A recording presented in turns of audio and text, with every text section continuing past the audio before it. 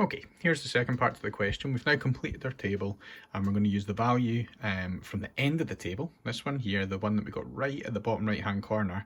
We're going to use this value to find the standard deviation. Where did this come from? You get given this in your formula sheet and you're given it on the slides as well to help you, okay? You do not need to remember this. This is something that you will be given. Okay, so how do we fill this all in? Again, we've got some of these kind of tricky looking symbols. This whole top line here matches this whole thing here. Okay, this is the value from the end of our table.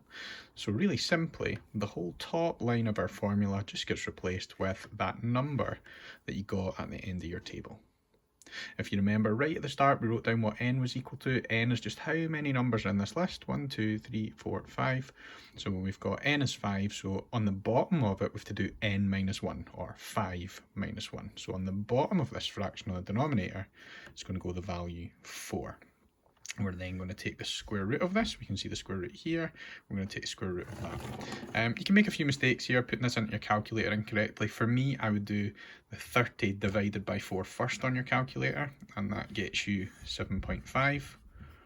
And then you're going to take the square root of that. I would keep working underneath. I'm out of space, so I'm just going to come up here.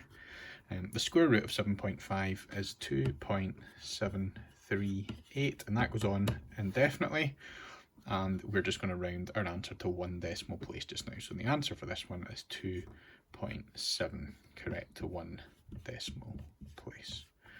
Okay, what does this mean? This is a measure of variation, and it measures how far these numbers vary from the mean, which is 7. So roughly 2.7 down the way and roughly 2.7 up the way is the variance from the mean in the middle there. That's 7. Okay, so that's what it's working out.